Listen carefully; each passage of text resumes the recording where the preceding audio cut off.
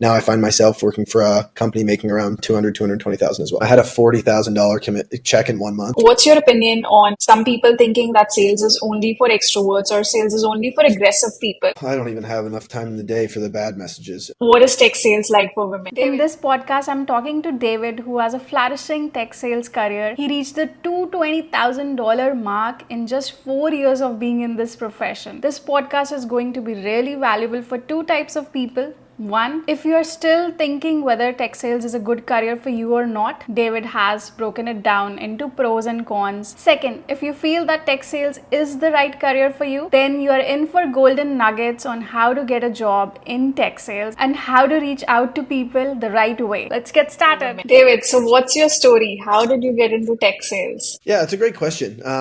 Long story short, about 5 years ago, I was at this pharmaceutical company. Really nice people, great job, making pretty good money, but I just didn't really have that much daily fulfillment. I wasn't super happy with the work. A lot of my friends were getting into tech sales, and you see all these things on LinkedIn about President's Club and meeting up and great culture, and that's just something I wanted to be a part of. So I got my friend to refer me to a company as an account executive, and 3 interviews later, they decided to give me a shot and hired me. Amazing. And you said that you were making good money. So how much were you making in pharma sales? I would say I was making about 120 to 140 when I was leaving, but it was a very account management based role as well. So, there was only upside if I was to continue to stay. What has been your career trajectory like? So where did you start? What was your first role? And then if you can talk till today and with the salary progression. For sure. Do you want to hear about that in tech sales or just my entire career? Entire career. Okay. So my first job coming out of, I didn't really go to school, but I guess after I tried to go to school I was just doing this order fulfillment job at this company, sitting at a desk, processing orders for sales reps. And, as I got to meet the sales reps, I'm like, why am I sitting here processing these orders for them? This sucks. So I got a job selling phones for TELUS, like a big phone company here. And it was good. It was cool selling phone plans to companies, B2B, but quickly got very bored of it. And then I got offered this job in the pharmaceuticals. I was making about 40 to 50,000 at TELUS. Got offered this pharmaceutical job where the base was 40,000, but it was very heavy commission based. Was there for about a year and a half, 2 years. Ended up leaving there, as I was saying, making about 140,000. But really wanted a career change where it was something I could really enjoy and go in day to day and be really happy and satisfied with the work. And then my first job in tech was an inbound account executive role, pretty classic place to start, where I was making 100,000, so 50,000 base, 50,000 commissions. Ended up exceeding the targets and making about 150 grand in my first year, which was awesome. Second year, moved to outbound sales role, which is the natural progression.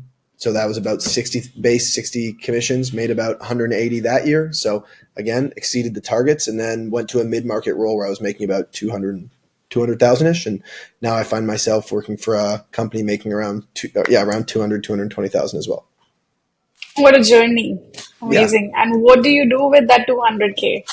Taxes? Oh, you don't want to know. Oh, don't get me started on taxes. We can have an hour-long conversation about how I hate taxes. But I wish I could say it was better with the money, but I enjoy myself and I have fun. So, I don't regret anything that I'm doing. Okay, I get it. Some things are better off camera. And you said that the commission structure and the base salaries was 50-50. So when you were getting paid 60K, it was 60K commission, and then you overshot your target. So what was your best commission month? How much did you make that month? Oh man, my best commission month. When I was a quarterly rep at Touch Bistro on the mid-market team, I had a $40,000 check in 1 month. That was pretty cool. That was definitely my biggest. And then the government took half of it. Yeah, it's so exciting when you hear that you are getting $40,000 in commissions, and then once it reaches you, it's just 20K. Oh yeah, I love that. That's my favorite part of work. How did you feel when you knew that it's 40K that's coming to you? So did you make any plans that you're going to do something new that month? I think with that one, when did I do that? What did I do? I don't know. I think actually that's the month I got a financial advisor. I think that was about 9 months ago, I recently decided to get a financial advisor and give him a bunch of my money. So that kind of kick-started me into that. Good call. Yeah. I view you and Ishank to thank, all your stories of good spending habits. So I thought I might as well, become a good spender as well. Amazing. And you talked about your career progression, and the salary is amazing in the sense that I think it took you around 4 years to reach the 200K mark. Yeah. Yeah. In tech, it took me around 2.5 years. Yeah. But it's funny. Like, I didn't get into this for the money. The money just kind of followed because I really fell in love with the work, which is, I think, the more money you chase, the harder it is to enjoy what you do. So I'm lucky. I get a really good mix of really enjoying what I do and getting to make good money with it. Yeah. No, that is a great point that you should love what you do and the money is just a byproduct. Yeah, for sure. Like, when I went into tech, I took like a $40,000 pay decrease just because I didn't want to do what I was doing anymore. And not that it was bad. It's just I wanted to be a little more satisfied on the day to day. Yeah. And my next question, so answer it very honestly. You are a Canadian, your communication skills are on point. So have you seen Indians or people from South Asia get this kind of growth trajectory? I'm asking this because a lot of people have limiting belief that, oh, maybe they won't get selected, maybe they won't reach that level. So just want to clear that out and see what's your opinion on this. Yeah. So I've worked with a couple, and Ishank is the first one who comes to mind. What I've noticed about him is, like, he may have not had the best communication skills when he started, but he was definitely the hardest working person in the room, which is something that leadership and management definitely took notice of. And I remember when he left, it was more to do with school than with lack of performance, because he was really good at what he did. But I think that sales is such a good job for anybody, because it really is a reflection of how much work you want to put in, right? Everybody has good skill sets and things that they're not so good at. So if I was bad at communication, I would spend a lot of my time trying to get better at that. Whereas my downsides are maybe more organizational. So, like, I spend a lot of time trying to get better at that. But I don't think it matters really where you're from or what you sound like. As long as you put in the work to get better at what you're not good at, you can succeed in this kind of field. And there's no barrier. It's just that if someone is thinking like that, it's just in their head. Yeah, I would say so, for sure. Like, everybody has something that they're not good at. And the more you spend time thinking about how you're bad at it and not trying to improve, that's the difference between a good salesperson and a bad salesperson. So we discussed about the monetary aspect, but what are some non-monetary components that come along with tech sales? Yeah, and that's a really good question, because the money for me is actually, although I'm super happy with what I make, it's actually secondary to what tech sales has given me. In the last 2.5, 3 years of my life, I've made some of the best friends that I still keep in touch with this day from my old company. I see them all the time. We grab drinks, we chat, we hang out, and you can't really put a price on that. I've got 2 President's Clubs trips, one to Costa Rica, one to Mexico. And that's like some of the coolest experiences I've ever had as well. I've also learned some amazing skills. Sales is life. Life is sales. Like, it sounds a little cheesy, but almost everything is a sale in some aspects. So just having those soft skills for every conversation I have in my life just makes life a little bit easier. Love this. Sales is life and life is sales. That is very true. How did sales help you in other parts of life apart from your job? Oh, pretty much. It's funny. The thing that comes most to my mind is, like, now I have a girlfriend and we live together and all that. But before, like, I was dating a lot, right? And when you use these dating apps, you're pretty much trying to sell yourself. So, like, not for money, but just you present this best version of yourself to get these people to go on dates with you, and it's almost like you're trying to sell to a potential buyer, right? And it's funny. We had the sales trainer, and me and the trainer, he would teach us stuff, and I would try to use it on these dating apps, and I would show him, and we would just have a good laugh. But some other aspects, just like having conversations with your parents when you want something, they don't want to give it to you. Even something as, like, when you're buying stuff yourself and you want a better deal, or you're just trying to navigate through the day to day, right? Having these soft skills when it comes to sales just helps you navigate through conversations easier. Right. And how did you learn sales, about being a good salesperson? I would say what really, like, started my transformation into being a good salesperson was when I took a sales training course at my first job.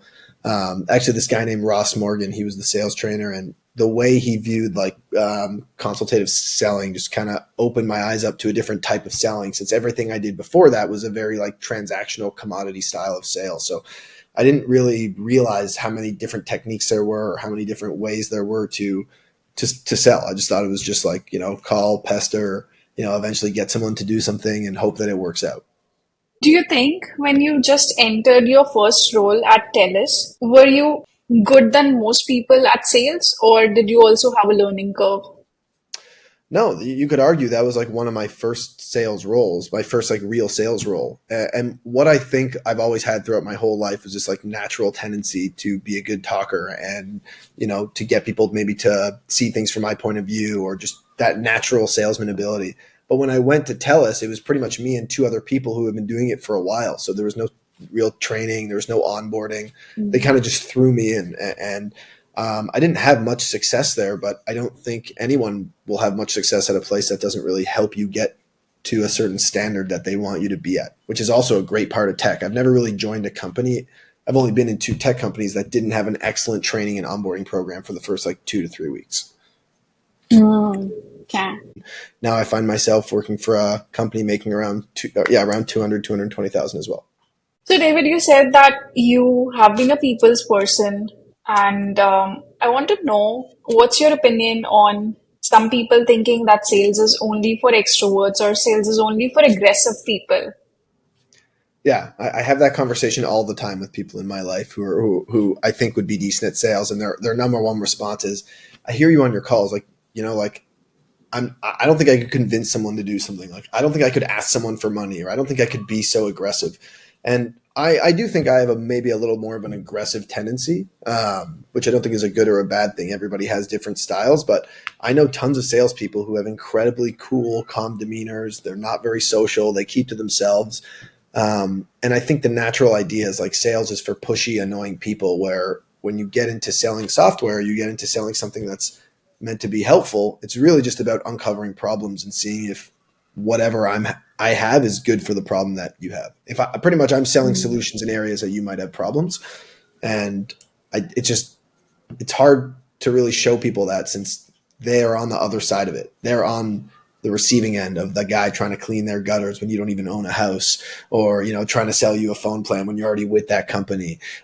So their natural idea is like, why would I want to be the person who calls me and just pisses me off every single day? Yes. So the myth has been busted.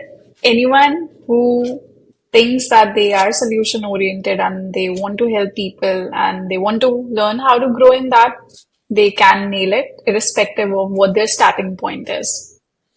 Yeah, I would say so. I would say anyone can do sales, but I don't think the hard part of sales is learning how to sell. I think the hard part of sales is the lifestyle that comes with it, right? Like sales is not an easy job. Like there's a lot of ups, there's a lot of downs. Sometimes you work a lot of hours, sometimes you don't work a lot of hours. Sometimes you make a lot of money, sometimes you don't make a lot of money. You could have 3 good months, have 2 bad months, and then be fired or let go. Like you're only this is really harsh, but like you're only as good as your last month or your last quarter. Right? Like it's not a what did you do for me last year? It's like what have you done for me recently kind of lifestyle. And it's not a good or a bad thing, but a lot of people can't ride those ups and downs. They need something more steady, like a 9 to 5 that'll pay them the same amount of money, pay them benefits. They get the same amount of time off every year. That's just not the way it is. That brings me to the next question, because I know that you have been pretty consistent with your quotas, and I think at Touch Bistro you had the longest streak of hitting your quotas for over 22 months. So what's the secret ingredient? I think at Touch Bistro, I really just cared a lot. And I when I started there, I put so much effort into being as best as I could. And then it just kind of spiraled, pretty much, once you're really good and you really show that you can close at a place, they're naturally going to want to feed you more leads. They want their top performers to be closing the best deals, which makes a lot of sense. But I also became a student of the game, right?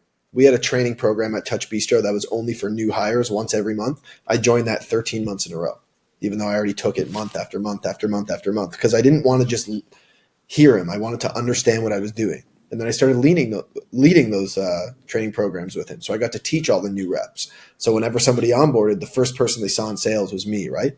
So they thought of like, who's a top performer? It's Dave. So I just got in this culture where it was like, I was hitting quota, people knew I was hitting quota, and it just became easy to just spiral and spiral and spiral, right? But on the flip side, I've also had really bad months in my career as well, right? So like it's with the ups comes the downs, right? That's just the way it goes. So how did you handle those months, knowing that you have made 40K in 1 month and maybe the next paycheck is 5K or 7K? So what did that teach you or made you feel? Oh, it sucks. Like in my new job, I've had 2 bad months, and 1 month was like horrendously bad. I barely made any money. And the trick to that is 2 things. It's, identifying what you need to work on, but then you need to have a good manager to help you with that. So at my company now, I'm actually really fortunate. My manager is probably the best sales manager I've had in regards to helping me become a better salesperson. He spends an incredible amount of time when he sees areas that I need improvement on, and he focuses like intensely on that with like weekly one-on-ones, call review sessions until I get better at that. And then he finds something else I need to get better at. So, for example, last month in April, it wasn't the best month for me.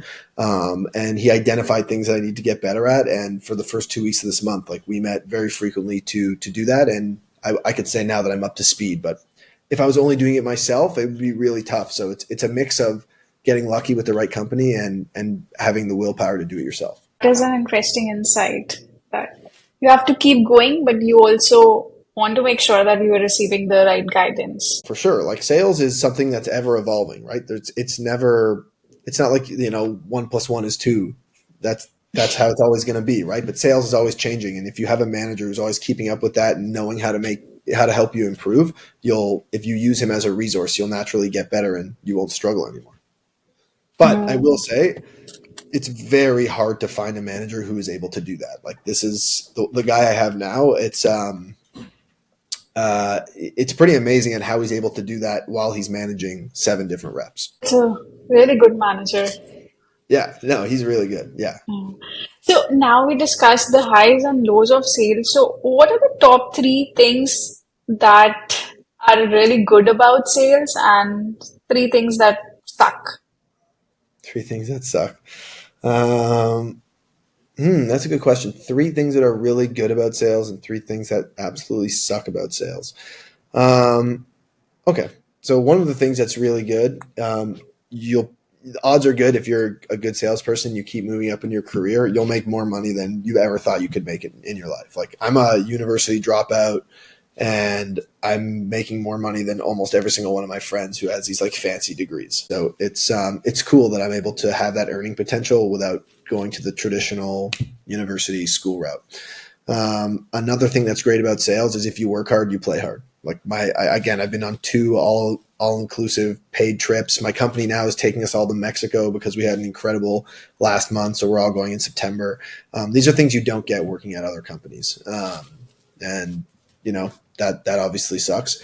And then the third thing that I really like about sales is you'll make better connections with your coworkers than you will if you are working in an office job, in my experience.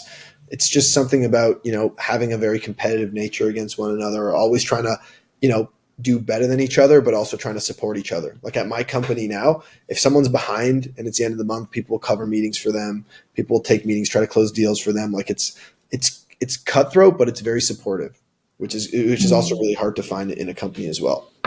3 bad things about sales. I guess one of the downsides are it can be hard to find time for yourself and to take vacation. Most companies, I obviously work at a really great company because it's not the case for me, but most companies don't have any sort of quota relief. So let's just say you have to close 10 deals in 1 month and you take 2 weeks off, your quota is still 10. So when you come back, you're just going to make no money for the month. Where I work for a company that once a year will give you quota relief. So I took a week off in March and my quota was 25% less. So that's pretty lucky. You won't find that at many companies. So that's one downside. The second downside is it's really competitive. There's a lot of people looking for jobs, and the amount of jobs are going down. If you don't perform, you're gone, right? And that is really scary, because once you're gone, like, it could be tough to get another job that maybe pays the same or has a good culture. So you really got to work hard to keep your job. And the third bad part about sales, is,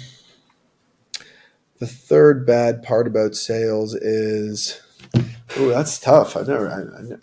Three bad things. I feel like two is already a lot. You have to be able to ride the roller coaster of making a lot some months and some months not making a lot. And you need to just be like even Stevens. And if you're not, it can be tough on the mental health. You read a lot about LinkedIn, mental health and sales this, mental health and sales that. And, it affects some more than others. And if it affects you badly, it could seriously impact your work. David, all this while, I was just thinking of asking you this follow-up question where you said that you are a university dropout, and since I know you, I know that, but I don't know the story behind it. So what's the story there? Yeah, the story is your classic story of a guy with, ADHD who couldn't sit still for 3 hours and listen to someone talk about something he wasn't even interested in. I thought I wanted to, get into psychology and help, people with problems, which sounds good in theory, but I'm just not a school guy. Like it didn't interest me. I'm not a good test taker. I'm not a good, I don't learn that way. I don't learn by listening to someone talk for 3 hours. I learn by doing. So it just wasn't a good fit for me. And when I did drop out, I didn't know really I was going to get into sales. I was like working in restaurants, and I was serving this old lady who she's like, "Oh, I really like you. You want to come work for my husband's company?" I'm like, "Oh yeah, cool. That sounds like a lot of fun." So I could go interview in this guy's basement, and it was like kind of fun and everything. And then they tell me they're going to send me this job offer, and I think I'm going to get this like really cool $40,000 offer, which at 22 years old was like, "Whoa, this is awesome." Then they offer me $250 a week. And I'm like, "Oh, this sucks." But I took it anyway for the experience. And then one thing led to another, and that's kind of how I started working. But I had no idea where it'd end up. Like, it was kind of scary. So I have another follow-up question to that. By the way, the story is so interesting, and that you took that risk and you didn't know how life would turn out to be. And here you are sitting, making good money, enjoying your life. So kudos to taking risks. Yeah, for sure. Like, again, it's funny. Like, if I tell that story, it sounds like a risk. But like when I look back on it, it was like, okay, I can either go work in this restaurant that I don't care for, or go work for this guy in his basement and see where it takes me, kind of thing. So I wasn't really giving up very much. No, the risk of dropping out of university and then not knowing what to do with life. Yeah. And again, it sounds risky, but like if I didn't drop out, they just wouldn't have let me back. Like, I wasn't an A+ student. I was like why are you even here kind of student, like it wasn't like something I was excelling at. Them like, you know what, I'm going to go on a limb here and just drop out because I'm just a risk taking guy. It was more like, you're failing. See ya. Let me just get out before you fail me. Yeah, right. And just like, I don't know, my parents were helping me pay for it. And I don't even know how much it cost. Probably a lot. But it was just a giant waste. Like, it was just a big waste of time. David, I'm curious, since you dropped out of university, did any interviewer ever ask you that you don't have any university credentials on your resume, so why should we take you? I'm asking this question because a lot of people on Instagram, if they're interested in tech sales, they message me, "Bani, I want to get into tech sales, but I don't have relevant experience." And you didn't have any relevant experience. You didn't have any degree. So what's your opinion on that? Yeah. So on my resume, it says York University. It doesn't say I graduated. It just says the years I went. And nobody really asked, "Did you graduate?" They kind of just ask, "How was your time there?" And I just say, "It was good." Wow. I kind of, I don't tell them I didn't graduate unless they ask, but no one's really asked me that. They kind of just say, "How was your time there?" To which I say it was fine, kind of thing. Like, blah, blah, blah. I learned a lot. But even when I got into tech sales, I had no experience in tech sales. I've just kind of been in sales.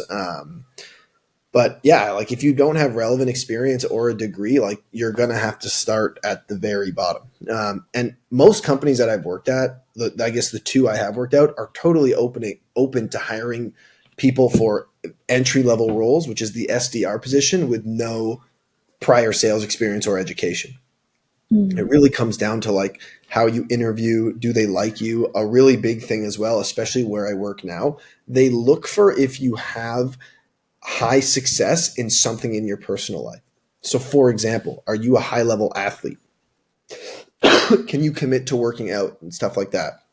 For me, I play this card game called Magic the Gathering, and like I was on Team Canada and I've won a bunch of really big tournaments. So whenever I was interviewing, I like put that in my slide deck and I talked about it and I showed pictures of me with the trophy. I actually specifically remember my first interview talking about that. And, it's impressive to see someone go to the top level of anything. It just shows that you have the dedication to do it in sales, which is really hard at an entry level role.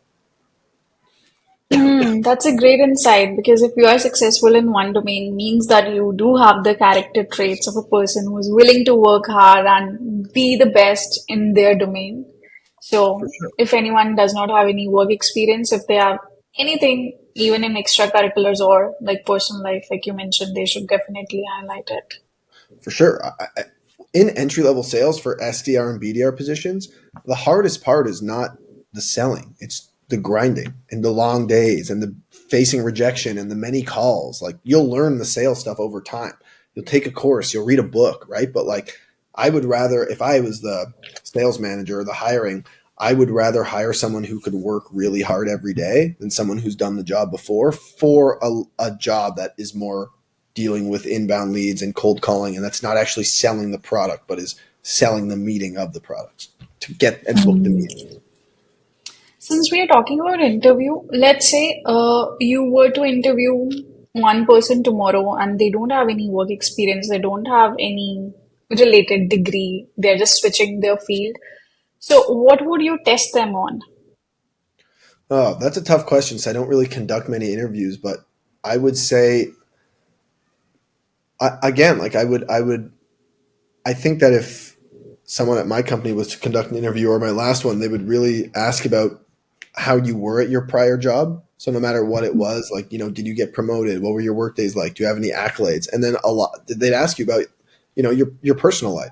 Like where have you succeeded in areas in your life that can show that you're a hard worker or that you can make it to the top? So, David, I think if anyone is listening to this podcast till this point, and they Hopefully. had slight interest in getting into tech sales, they would be scared because you highlighted both the positive and the negative sides, and we as human beings, we take into account the negative more. So, despite the negative sides of long working days and it's you are as good as your last month, what would be your encouragement to someone who wants to try this out?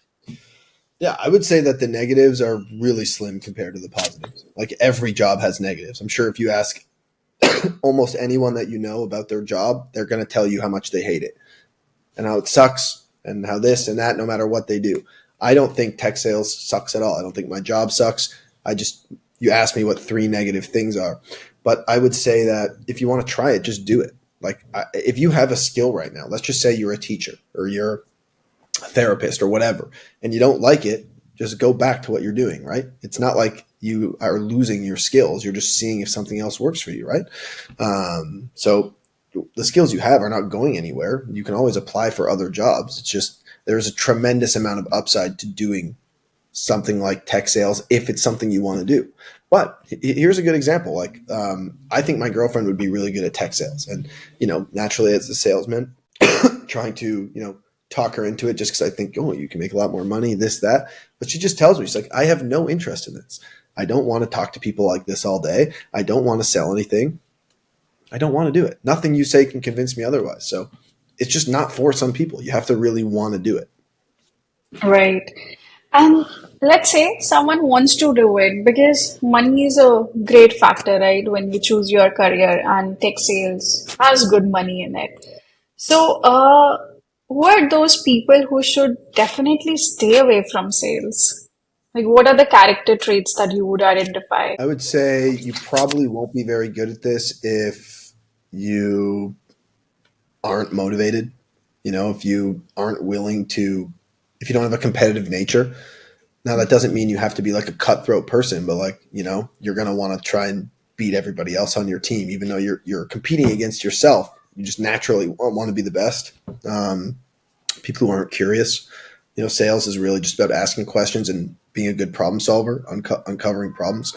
And again, like find what motivates you and ask yourself, will this career help me get to where I want to be? For me, like my motivators are money, winning. I love closing deals. There's a thing I posted on LinkedIn. I was at a wedding. Somebody wanted to close a deal. Like I went to my car and closed it. And my girlfriend would be like, you work such crazy hours. Like, how could you do that? I'm like, no, like I like this. Like I'm more than happy to do this because that's what I signed up for. Right. So everybody has different motivators and it really depends where you want to go. And I think a lot of tech sales opportunities are also remote these days, right?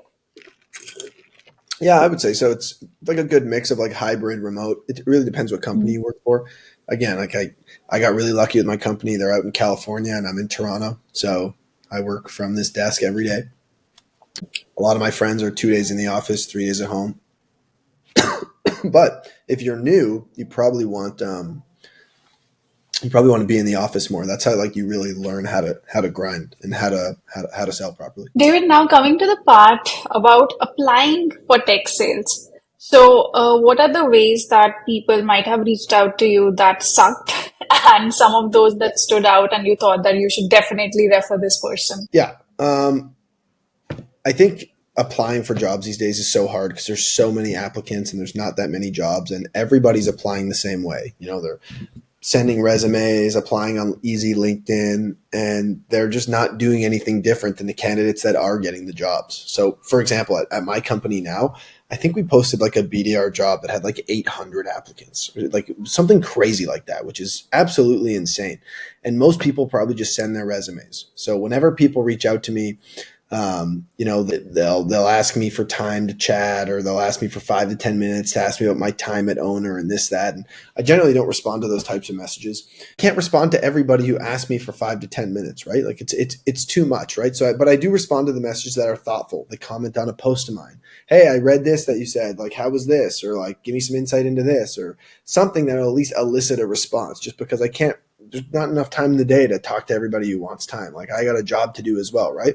So think about these hiring managers, right? How many messages are they getting from, random applications, or just like, oh, hi, my name is Dave. I'd love to talk about 5 minutes about the role. Like, you need to provide them some value. Talk a little about your past experience. Talk a little bit about why you might be a good fit for the role. Give them a cold call. Find their email online. Find their number online.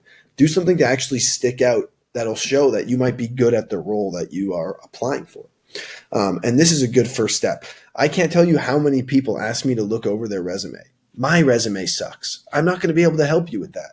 Like, that's not what I'm good at. You're asking someone who's bad at something to help you with something that'll probably make it even worse, right? So, think about, how can I stick out and be different than all of the other people applying? And if you're going for a sales job, the answer to that is almost always send an email with a video of yourself, find their number, do a cold call, or send a really creative message.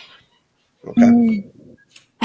I'm curious to know what's the best and the worst message that you have received till date. Oh, I don't even have enough time in the day for the bad messages. I got a pretty silly message the other day where I wish I could show you all a photo of this. Somebody sent me a connection request, asked me for my permission to connect with me, in which I replied, permission granted. And then they sent me a selfie, a photo of themselves saying, thanks for connecting, David. And I just found this to be just so cheesy and just like, it was just so weird. Like, they did stick out, don't get me wrong, but not in the way that I would want someone to stick out. I found it to be overbearing and just very, very bizarre. And you still don't know why that person connected. No, I don't. I thought it was really weird, and I don't know why they connected at all. But some of the best messages I've gotten. So someone messaged me the other day. Okay, I made a post and she wrote, "I LOL'd at your post about sales. Your boss now used to be my boss at my old company, and he's really great." So, this person didn't ask me for anything. They mentioned one of my posts. I replied saying, oh, yeah, it's great to connect, blah, blah, blah, awesomeness. And then we left it at that. But if this person would have asked for 5 to 10 minutes or an intro into my company or something, I 100% would have given them the time because they took the time to be different than everybody else and actually stand out. Like I have so many messages and so do all these people. Like I don't have time to sift through them all and read through them. I know it sounds really harsh, but like, be a little bit creative. Like, come on, you're applying for a sales role. Like, if I'm going to refer you to like so many people message me, would you mind referring me to your company? No response.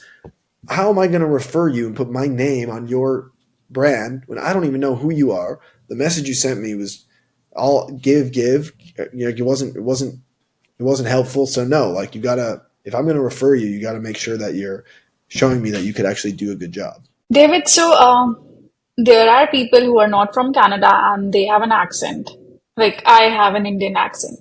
So do you think that acts as a barrier when getting selected for sales roles since it's a highly communication oriented role? That's a good question. And I don't think it's, accent related. I one of my really good friends, his name is Saul. He's from Cuba and he's one of the best salespeople at the company he's at. He just came back from President's Club and English is not his first language, but what he is an excellent communicator.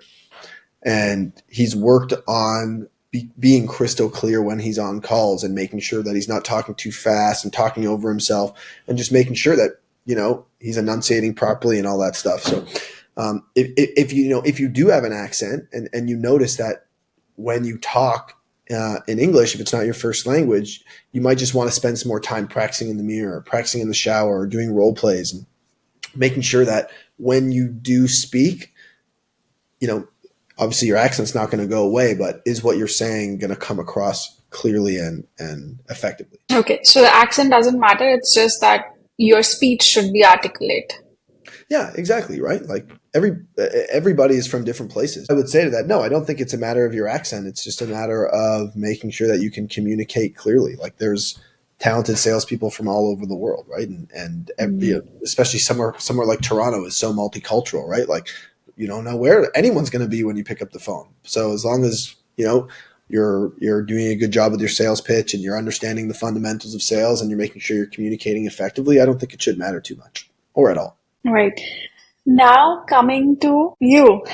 So, what are your plans for the future? Yeah, that's a good question. I think of that myself. Right now, I'm loving what I'm doing. I think one day I'm going to try to get into some sort of leadership role, training and coaching new people in sales. I think that where my skills lies are I'm good at maybe teaching people the fundamentals, getting them up and running. I don't think I could be too much help to people with a lot of experience. Those are the people I think I could be learning from. But I would assume that my next job, whenever that is, hopefully with my current company, would be an SDR or a BDR manager.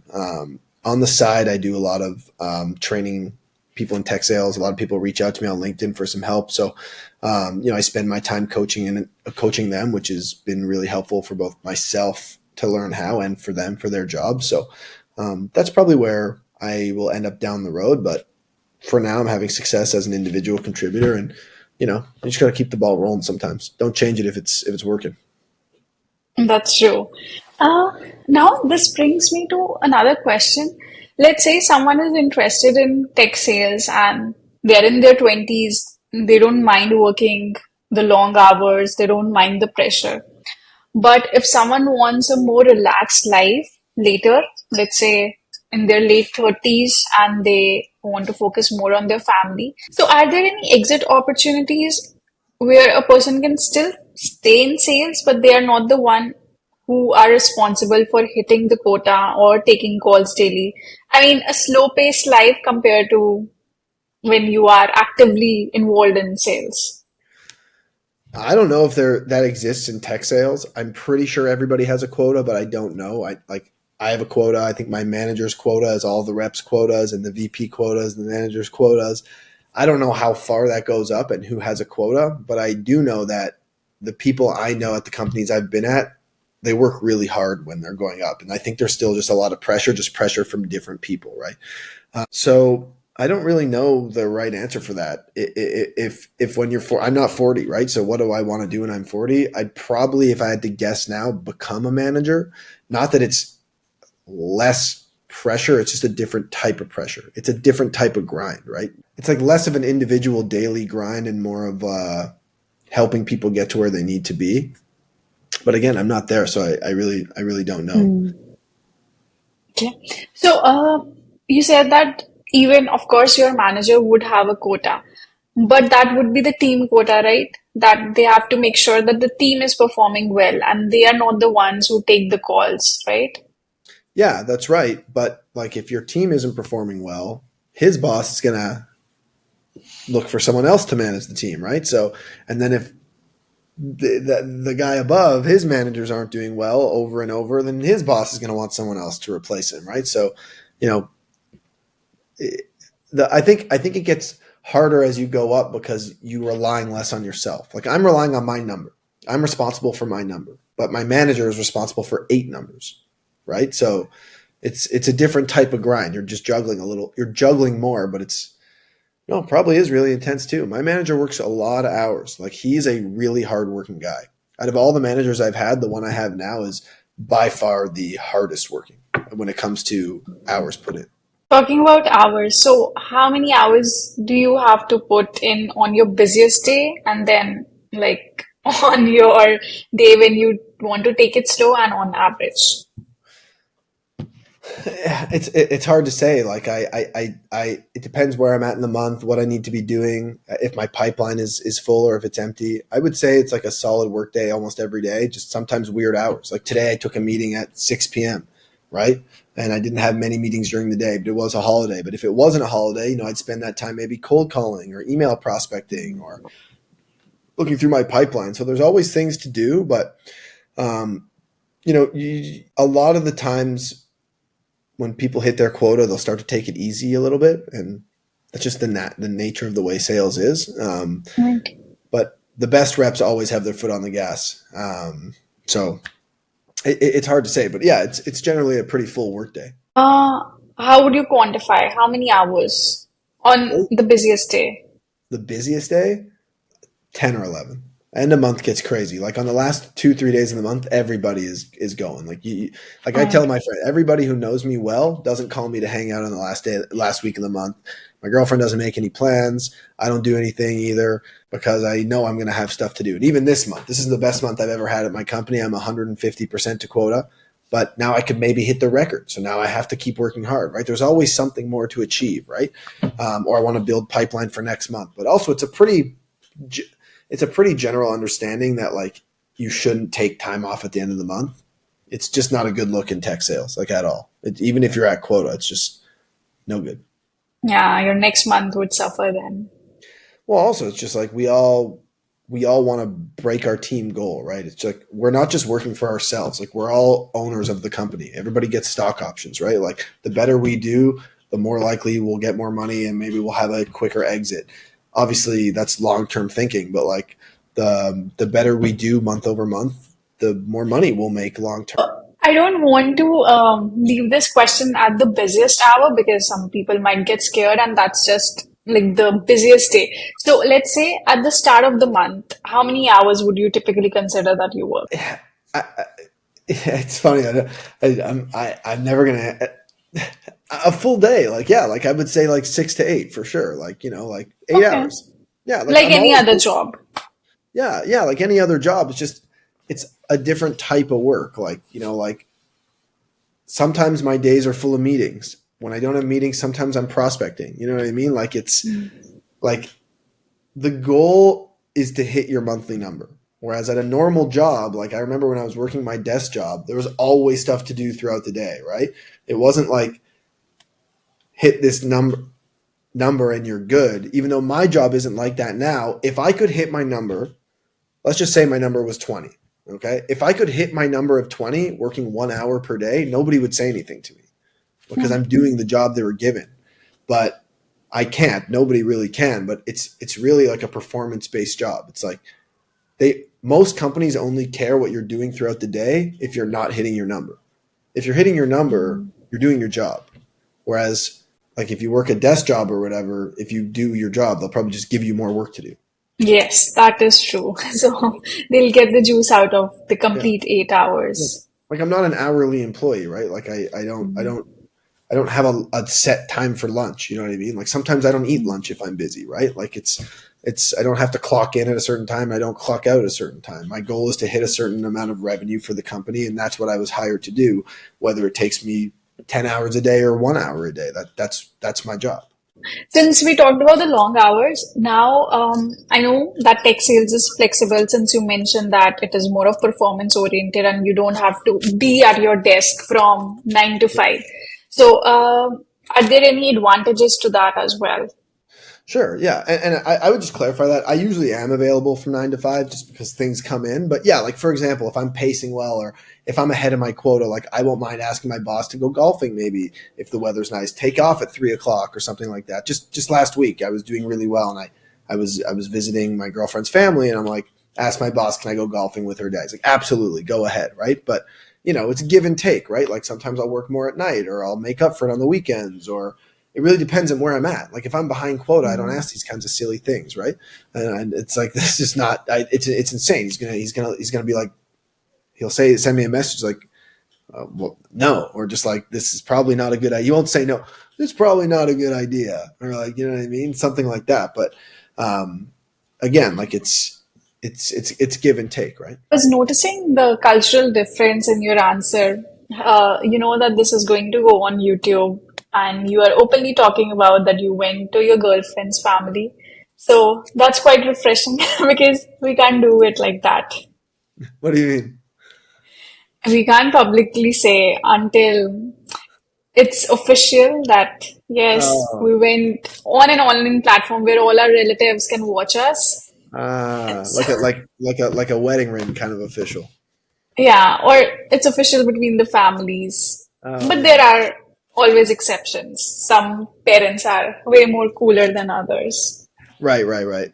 Yeah, no, I don't think that'll be a problem. But it's like it is really nice that I work for a place that gives me a lot of flexibility to do stuff like that when things are going well. But the ultimate job, like, is to hit the number. That's the goal. That's the job. And I generally tend to not do much else than that until I'm at my number, for the most part. Mhm. Mm. And that's why you have been consistently hitting quotas and smashing the records. Yeah, exactly. When I was at my first job in tech sales, I don't think I took a vacation for like 16 months, but I didn't want to. Like I got so obsessed with hitting quota and making money and like some think it's unhealthy, but like I loved it, right? Just like that's what we get into this for and that's what we do. Like we are signing up to do this, right?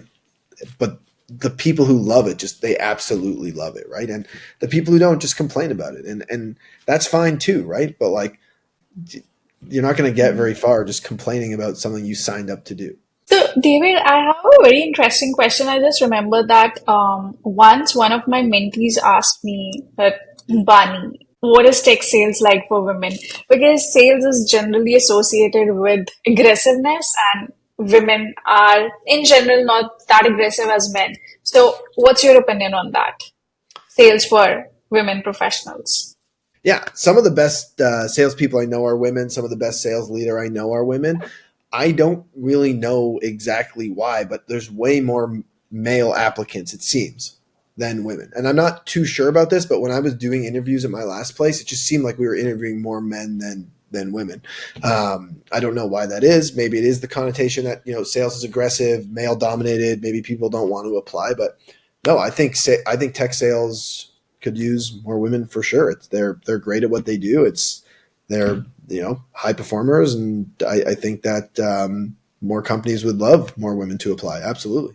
Okay, that's good to know. Yeah. If I was to give advice to a young female who didn't want to do it because of that, I would say do it anyway. You know what I mean? Like they're looking for great female talent for sure, and I don't think that anyone is more likely to hire a man over a woman. I think that there's 100% equality, and I think that it's a really good idea. It's a great field to get into. So if that's your hesitancy, just send that application in, and could be the best decision you ever made. Dave, what's the max one can make in tech sales? And I'm not talking about someone at your level, but someone who is in it for like 10 years, 15 years, VP sales. So how does the monetary compensation look like?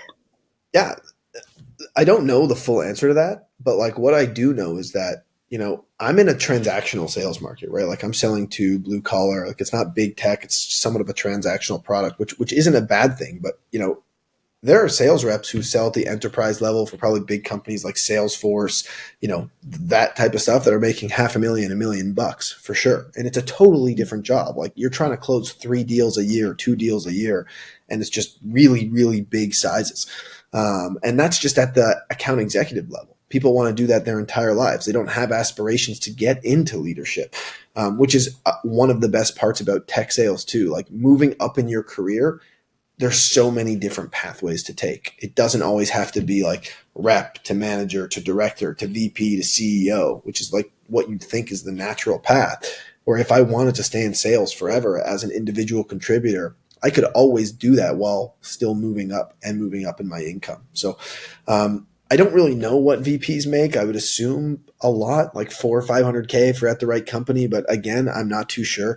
Most of this information you could probably find online. But I would say that from my understanding, the earning potential in tech is much higher than the earning potential at just regular jobs. It's true, especially with the experience that you put in. If someone had been working 4 years in some other profession, they wouldn't be near the 220K mark.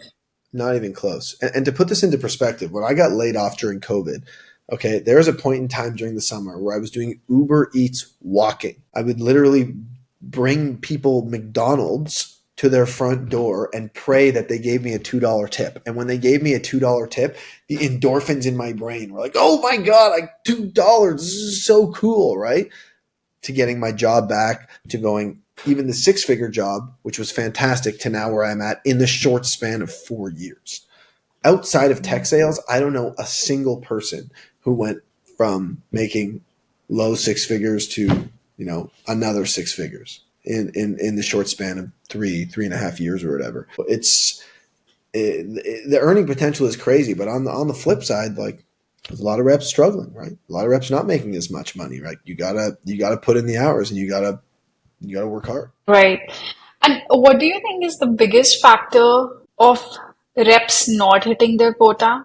Can you identify if this person is going to be good at sales or not from the get-go? I think so. I think good hiring managers can. I think like a lot of people have told me throughout my life that I have like the gift of gab. I'm just a good talker, right? So when you meet someone like me, if you can identify that in an interview, if you can find someone who has like this natural salesman ability, good talker, you could train them and be an absolute weapon, right? And if you find someone who maybe has the other side of things, it's hard to teach just naturally having this good rapport with people and being a natural salesman and just, being very talkative. It's not even talkative. It's just hard to teach something that you're born with, right? So if I was a sales manager and I saw someone who had this ability, I know I could train them and make them really good. But then that's like the art of sales, where there's the science of sales, right? Which is like really just learning the psychology behind things, how people think, how people buy, which is equally as good, right? So the best combination is obviously a combination of the two, but I think a lot of people get into tech sales thinking that like they hear some stories from me or like, when people are out having beers and they brag about their jobs, like, oh, I make so much money and I do this, I do that. And it's like they get into tech sales thinking it's going to be this walk in the park, this stroll where they're just going to cash in the checks and it's going to be super easy, when like the reality of it is like it's hard and it's stressful and there's a lot on people's plates, and it can be very mentally taxing, but at the same time, it can be very rewarding as well. And I think that's just something people don't really talk about when they're bragging about their jobs and they're out with their buddies. Like, it's like, who wants to hear about that shit, right? So there's both the side, the work that goes in and then the money and the enjoyment that gets once you hit your quota. For sure. And like, I was talking to my buddy the other day. If somebody offered me a job at one of the old places I had before I got into tech and they're like, we'll give you $400,000 to come back, I probably wouldn't do it. I don't need more money. Like I like what I'm doing and I'm happy. Like more money is fine, but like I'd rather just be happy what I'm doing, making a decent living than, just try to chase the millions just because. Oh, that's great insight. Now we are coming to the end of the session. So, any advice for people who want to make a career in tech sales, like for entry level beginners? Yeah, like my advice is just do it. Find a job you like, research the company, go on LinkedIn, get tons of free resources, message people who know what they're doing, and just find an in. Once you're in, if you work hard, you'll stay in, right? The hardest part about tech sales is getting into tech sales. So do whatever you can to get in, network, be smart about it, keep applying, keep your head up, and deal with rejection, and eventually it'll come. Thank you so much, David, for sharing all this wonderful advice. I'm going to drop David's LinkedIn ID in the description below. And if you enjoyed this podcast, make sure that you subscribe to the channel so that I can bring more amazing guests like David here. Yeah, sweet. Thank you for having me on. I appreciate it.